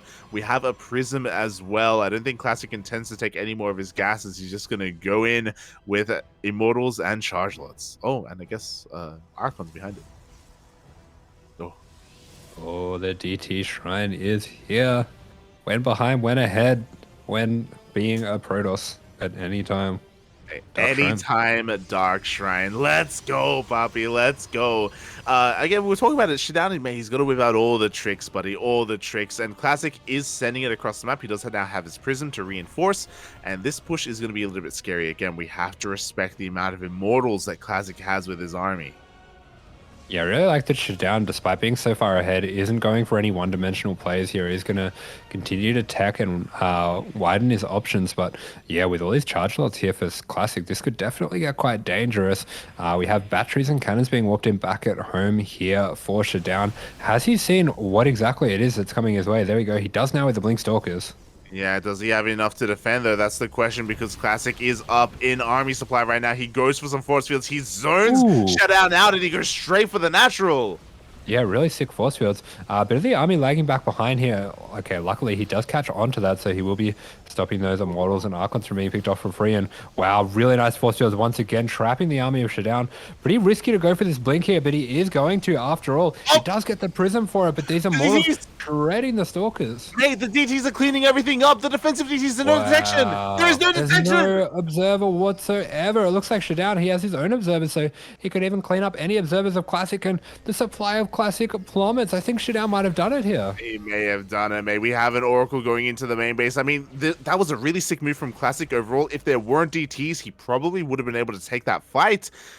But alas, the checkmate move anytime. Dark Shrine. Yeah, he was right. He was right, mate. As we do see, going to be a Blink DTs on the way as well. Classic scrambling to get together an army that can hold this off. But, I mean, what has he got back at home? He loses the Prism again. And, I mean, this Archon, it's going to be holding the line with these Zealots. I mean, the Zealots should be able to push back the Stalker at this point. But there is still plenty coming where that came from for ShaDoWn. There really is. Everything's rushing across the map. We do see a counter Zealot warping as well. It looks like Classic is going to be hunting down some of the observers here of his opponent, but he doesn't really have too many Blink soldiers to speak of. We are committing even further. We have Blink on the way. Yeah, we got that Mad Max DT Shrine with the smoke pouring out of the nostrils there. Oh, let's go, Poppy. Let's go. The DTs are trying to find their way into the natural, but Classic is in position. He's still solid here on these 3 bases. But alas, he can't really do too much about ShaDoWn getting a fourth, just getting his economy further and further ahead. And Classic is going to try and take his own fourth, but ShaDoWn is already there. Yeah, all over it. He's going to be pushing that back, sends out a little bit of a scout with that Zealot as well to try to find the army. Classic trying to clean up this DT run by, but the DT run by nowhere to be seen. He's going to be backing off. Oh, what's right there? Oh.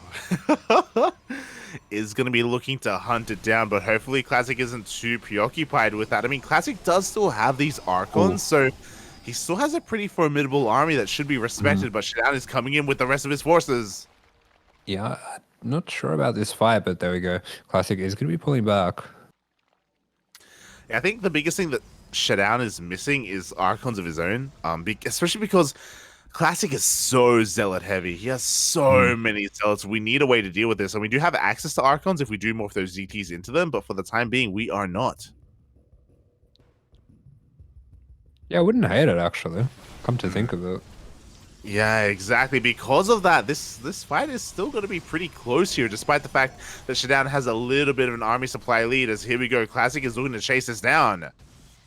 Yeah, Zealot's going to be pushing him back, and actually he does track the DT run by here, so that move is not going to be paying off for ShaDoWn here. Classic might be getting himself back into this, but ShaDoWn going to stand and fight with the Stalkers. He's taking some very good trades here with the Zealots.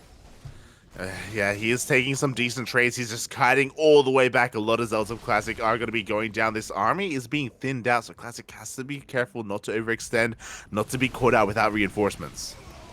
Yeah, ShaDoWn doing a very good job stalking, shaving off the Zealots here of Classic, but I mean, there's a lot of Archons coming through. The Immortal represents a lot of firepower as well. He's going to be reinforcing this from the front line. And once again, ShaDoWn going to be asked to go for a pretty tight hold here. He does have +3 on the way. But as you were saying, I would love to see maybe some of his own Archons.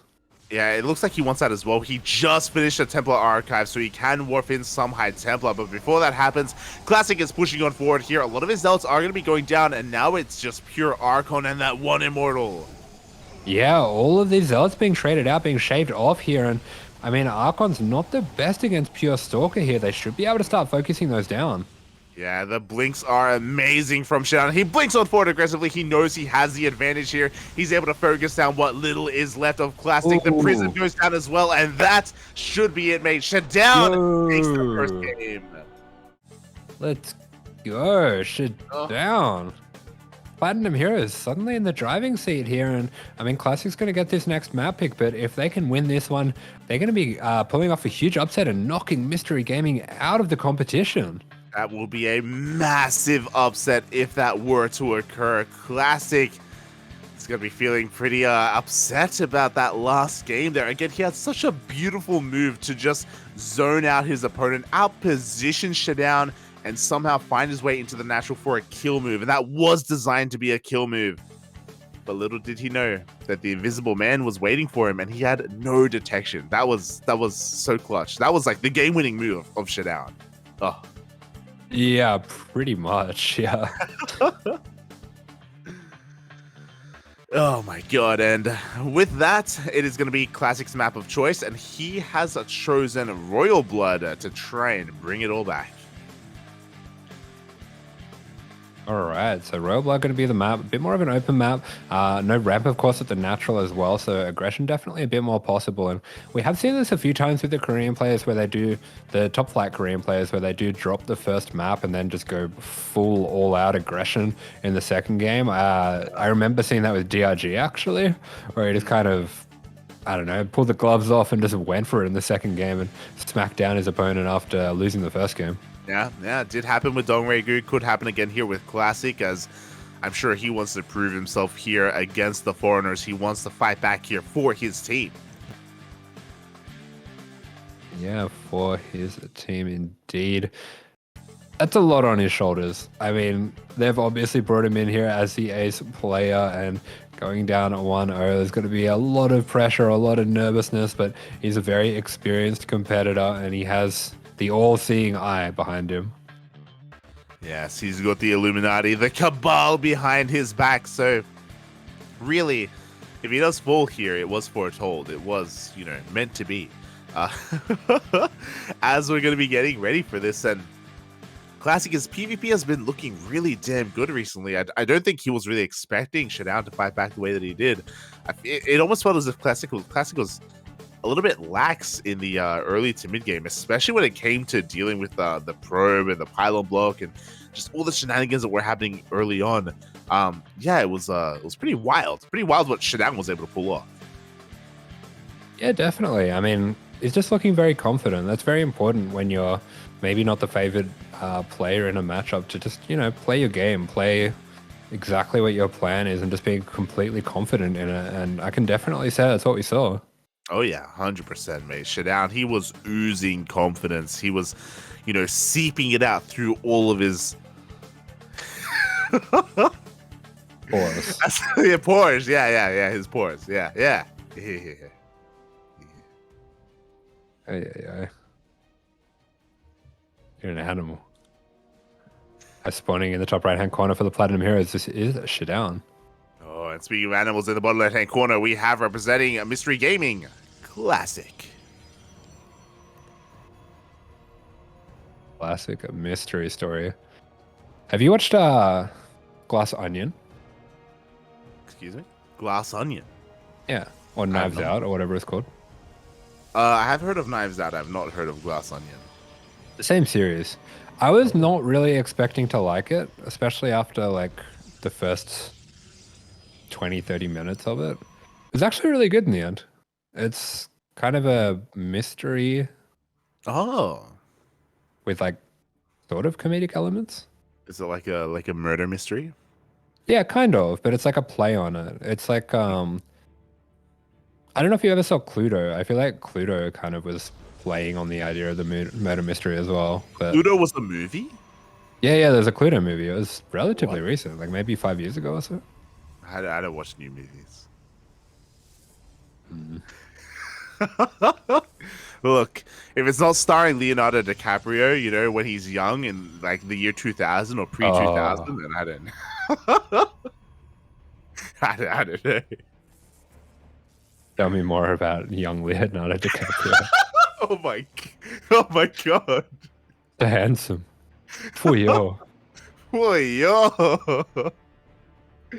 Ay. I'm just saying, I would have let him have the door. Oh. Oh yeah. For sure. Yeah. 100%. I would have capitulated. Capula, yeah. I would have capitulated to the scapula. Oh my god. I need to rewatch. It's been years since I've seen Titanic. It's actually been like 20 years. Titanic's too long, man. It is a long movie. It's good, but it's too long. I refuse to watch it. I haven't actually watched the full thing. Really? What? Yeah. Nah, I'm actually not interested at all. I've seen enough of like bits and pieces that I just don't really care. Just watch like the second half. Just watch like the. Nah. Oh my god. It's kind of ruined. It's too heavily in pop culture now. There's no stakes anymore. Is there another movie like that other than Titanic for you?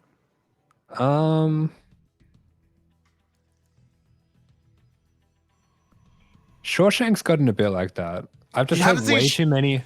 I've heard way too many people say it's like the best movie ever, and now I just don't want to watch it.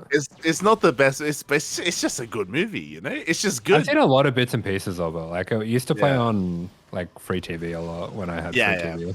Yeah. That was I'm sure it is good. I mean, there's other movies like that, like Forrest Gump. Although Forrest Gump's not underrated. It's actually a banger. But it just makes you think a bit too much about life. I can't really watch it anymore. It's a bit too heavy. It's a little bit. It's pretty sad movie, kind of. Yeah, it is. Yeah, kind of tragic. Yeah. Yeah. I get you, and kind of the same with Shawshank a little bit. But regardless, we are getting into this, and already Classic applying some pressure here with his 4 Stalker opener. Nothing too crazy, but Classic, he knows what won ShaDoWn the last game. He knows. Oh right, we are going to be getting the DT trying. Not going to be proxied either. Just kind of interesting. I don't know how he denies a hallucination scout here. I mean, like this, I guess. Yeah. Maybe he tries to force some force fields and guardian shield here with the stalkers. Yeah, I'm sure that's the goal. I mean, he was trying to focus down the sentries earlier, by the way, but of course ShaDoWn was really quick to pull them back and save them. But for the time being, the scout has not gone off. We do have a proxy pilot being set up. The Dark Shrine is halfway done. We'll see if ShaDoWn can get a hallucination out there. Yeah, I mean, Classic's going to be trying to keep this pressure on as much as he can. ShaDoWn going for some adept run-bys of his own here. Yeah, and Classic doesn't have a probe in position to deny this, so it's possible that the Adepts may be able to get in. Speaking of, Classic is denied entry into the main base of ShaDoWn, but the Adepts here are across the map, and yeah, there is no probe. Oh, they're going to get in. Oh, they don't get in. Wow, amazing reactions from Classic. And that would have been huge if those got in, because they would have scouted the DT shrine as well. And now the first DTs are going to be warped in. And I don't believe ShaDoWn has been able to scout this. So Classic's pressure paying off in dividends. He is able to keep this scout from going down. And I mean, look at those sentries. They have plenty of energy. They could have gone for a scout, but Classic's just kept him so busy. He hasn't had the time to do it. You know what? We have a robot. We have an observer in production as well. This DT, it has been spotted. The whole position here from the units. The DT is denied entry to the main, and we will be able to clean it up. Yeah, really nice reaction here from ShaDoWn. Observer going to be coming out. These two DTs going to be going down. Only 3 workers, not the best of trades, but he does get some slashes down on that Nexus. I don't know if he's going to have any follow-up to make any use of that, but I mean, I feel like ShaDoWn actually really got the best of this. Mate, ShaDoWn's in a good position. He has the faster third. He has the better tech. He's already got his blink. We see Forge on the way for a +1. He shuts down the DTs. Mate. we've been sleeping on ShaDoWn. Yeah, could be, could be. As he is definitely in a pretty decent spot here. He really is. Once again, Classic is going to be skipping out on Blink. He's going straight for charge here, I believe, if I'm not mistaken. Yeah, we're going to be seeing a really similar composition to what we've seen before. Yeah, pretty quickly into charge. ShaDoWn back at home, just kind of massing Stalkers once again. Nice job clearing up the proxy as well. Was probably hoping to find a DT shrine there, but can at least depower that gateway. So not going to be having any pesky run-bys as he tries to move out here. Yeah, exactly. Both players just backing off and working on each other's third bases. We do see a commitment into Blink. Oh, ShaDoWn may have seen that researching with the hallucination. It's a little bit difficult to tell, but it's possible. If so, we should be seeing some cannons thrown down to help deal with those DTs as they are going to be a little bit more maneuverable. Yeah, definitely. And wow, ShaDoWn actually gearing up to take a fourth here. Okay. Yeah, this is a pretty fast fourth, to be honest. I mean, he is saturating his third, to be fair, and he does know that Classic is also working on his own bases, so I guess he's safe to do so, but it is going to give him a nice little lead here as we are still taking up Classic, just focusing on his own economy back at home. Oh. Yeah, I feel like ShaDoWn's kind of egging on Classic here to go for the attack again, so looks like he is comfortable to be the defender right now, and there we go for Classic. We see a DT Blink going to be finishing up, charge on the way, as well as Immortals, some extra gateways coming down. Would be expecting to maybe see a Prism come after this Immortal as well, and he might just go for it now. Yeah, I mean, I kind of like it. It's like when you're ahead, get further ahead, you know? And there we go. We have some cannons on the way as well. ShaDoWn is going to be preparing for some more DT harass. And as soon as this gets cleaned up, ShaDoWn, he can either just focus on saturating his fourth, or he can just take up from here, going into something like Disruptors. Or his own Archons, I feel like, would be quite useful for it. Yeah, for sure. That is something that you noted in that last game, that the Archons came down pretty late there. Yeah, they really did, if at all. So we'll see if ShaDoWn can get to that stage of tech. For the time being, DTs try and poke and prod, but with this cannon at the fourth base, yeah, the DTs are forced back. And Classic is forced to take his own fourth, but far later than that of ShaDoWn's. Yeah, and look at the difference in supply at this point. Yeah. I mean, it's pretty marked. It really is. I mean, there's still a lot of potential with these ETs, especially with Blink. Like, they can blink on top of a cannon and kill it. Like, even with a shield battery, like, the cannon will die. So, potentially, if ShaDoWn is out of position, Classic can kill a Mineral Line. Mm-hmm. Yeah, so there we go. The cannon going to be gone on. The shield battery overcharge not going to be enough here. The DT is going to be backing out as the warp in is forced, but there we go. The fourth is cancelled here for Classic, so he is stuck on that 3-base economy, and this lead for ShaDoWn is starting to become on the verge of insurmountable. I can't believe what we are witnessing right now. We have a recall. The DT does nothing. The fourth base is denied once again, but we do see the 4 DT hit squad. He's going for the base. He wants to finish it off. Ooh, I think he might be able to get that. There's no detection here. Oh, the detection is too late. The Nexus is going to go down. We have a recall as well. Classic is making some moves happen here, but you know what? We're still on equal bases. Classic is still on 3 bases, so killing that Nexus really just equalizes things.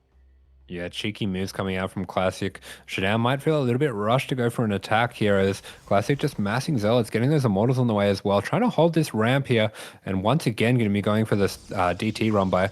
Not sure if ShaDoWn had the time to rebuild the cannon battery at that fourth. I really hope he did. Yeah, I hope so as well. Without it, I don't know if he's going to be able to hold on here. Meanwhile, the main army is pushing on forward. As you were saying, massive gateway army from ShaDoWn. Yeah, this army's huge. Oh, he spots it. He sees. He knows. Yeah, I wouldn't mind maybe seeing him split off a little less. It feels like he's really being pulled around by these DTs. Yeah, they're buying a lot of time right now, as you were saying. But here we go. Classic's main army is also looking to engage, or at least try and keep these DTs alive, and it looks like he will. Yeah, so it does get the DTs back safely. Might even want to morph some of those into Archons, but no, just going to be continuing to send out that hit squad. And what have we got over here at the third? The cannons are going to be a little bit late to get up, so this base could be in quite a bit of trouble, especially with the fight being started here. Yeah, this base is also in trouble, though. Classic is completely out of position. His triangular threat is going to go down. We have defensive DTs for ShaDoWn. He is going to clean up those DTs. Yeah, he is. He's gonna be backing off here. Doesn't want to commit into a shield battery fight, and pretty good force fields coming out from Classic. His army looking quite good here. I think ShaDoWn needs to back off. He really doesn't. Even though ShaDoWn did kill all those DTs, he lost his mineral line. 17 probes just went down. That was an expensive trade there. Classic is clawing himself back into this, and because of those immortals, he does have a bit of a stronger army. Wow, both players starting up disruptors at the exact same time here. Yeah, oh boy, and that means that this is still up in the air, to be honest. Even though Classic is down in supply, because of those immortals, ShaDoWn just hasn't really been able to do too much with these stalkers. I think he's been a little bit too afraid here to move out and commit to any kind of big like run-bys or aggression. Yeah, it's okay. Here we go. So it's going to be massing up here for Classic, looking pretty scary. Plenty of disruptors on the way as well. This one little DT could be causing a lot of harm there, but no, ShaDoWn spots it. He's going to be able to take that one out. And yeah, both players going to be starting massing up those disruptors.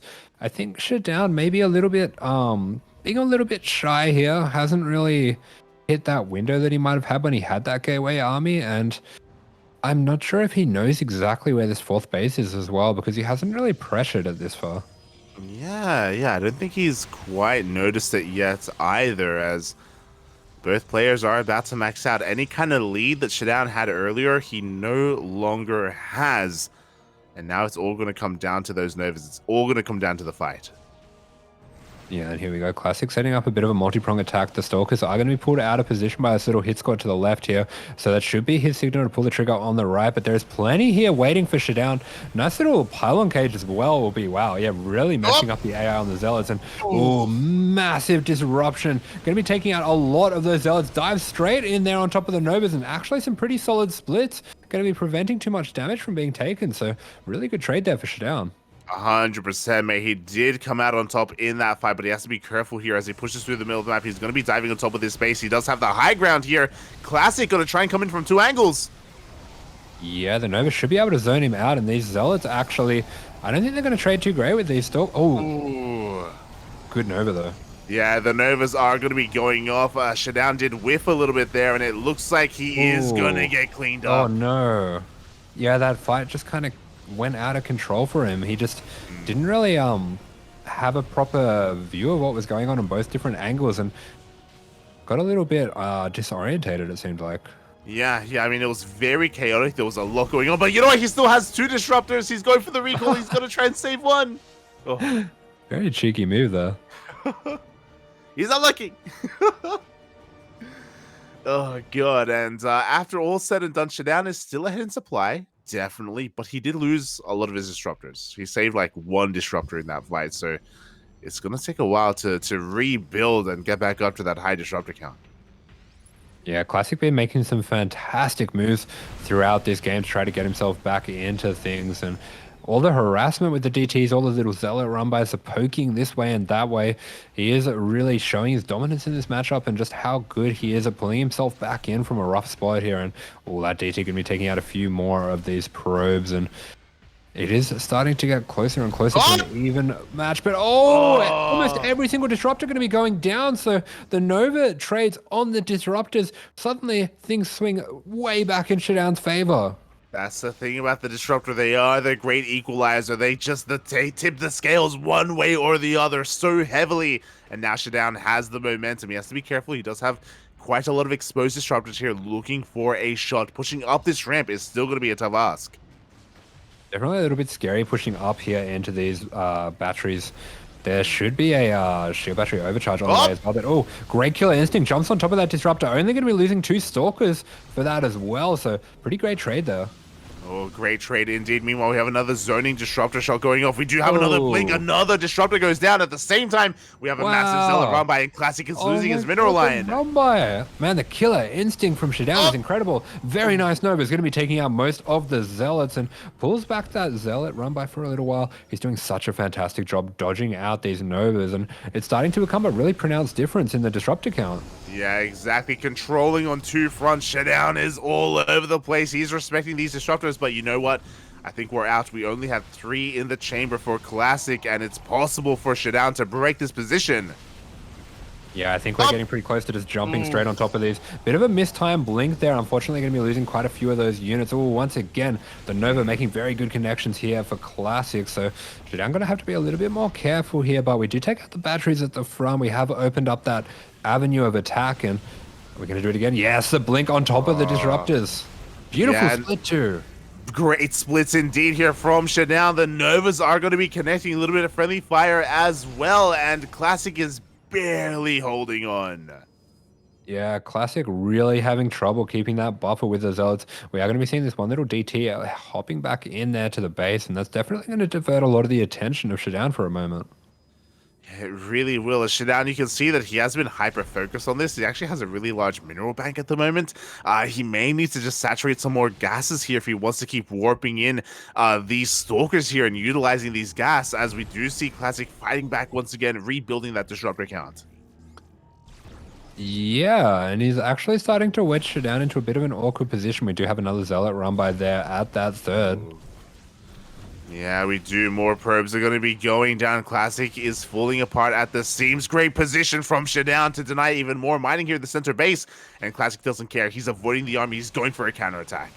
Yeah, he's just got to go for it. We're going to have a bit of a base trade now. And in these base trade situations, disruptors can be very scary. There's a lot of split attention across the map and a big disruption over for either side here. We recall! Could put the other in trouble. Oh, yeah, we recall the disruptors. And, oh, can we get the disruptors there? We're going to get one at least. Yeah, we're going to get one. We have like 6 more where that came from. ShaDoWn is going to be cleaning up the mining bases, but we have to be very careful here with the disruptors. Oh, God! This is such a silly little battle here with the disruptors. We're going to be seeing a few of those zealots going out. Good zoning coming out from ShaDoWn. He's just going to be dropping back to those cannons as well. It looks like he's going to go for the wraparound. And if he blinks on top of these disruptors... Oh, he's thinking about going for the surround, but he can't quite pull it off. The disruptors are coming in from behind. Up. Yeah, but oh, that's going to be a big Nova. Oh, another big Nova. 3 of those disruptors going down. Ooh. He's actually going to be splitting those disruptors very effectively, but ShaDoWn taking out a lot of the disruptors of Classic, and I think he can go for it now. Yeah, he can go for it. There's almost nothing left for Classic. He has 1 disruptor remaining. We have plenty of detection as well, so the DTs aren't going to be doing anything, and ShaDoWn has done it. Wow, G, Platinum Heroes pulling off the massive upset and knocking out a very strong team here in Mystery Gaming. Wow, no one saw it coming. Mystery Gaming was a favorite here in Code A, with players like Dongregu, like Classic, like Strange. All were looking at them to move on here and qualify for Code S. But they are the first team to be eliminated. Wow, I was not expecting that result. Least of all, ShaDoWn 2-0 over Classic. What a massive upset there, and he really has done it for his team here where it matters at most. They're going to be so proud of him. And the other two as well, both going 1-1 against opponents that are slightly favored. Definitely very good result in showing here from Platinum Heroes and their boys. Congratulations, well deserved, as they do move on to the next round. My condolences to Mystery Gaming. They are a team that was constructed here for WTL. Classic and Dongregu will not, and Strange will not be a part of Code S. Yeah, wow. I mean, we knew it was going to be heartbreaks here going into this Code A, but I mean, on one side, heartbreak, on the other side, elation for Platinum Heroes, and they will be going on to face the loser of Berserker Esports and Starlight Twinkle. Oh, they will. The first step here to qualifying for Code S is now well underway for Platinum Heroes. We'll see if they can keep on going. Meanwhile, we're going to be going on a short break. When we return, Team Abydos versus Team StarCraft. Very good. See you guys soon. Don't miss it.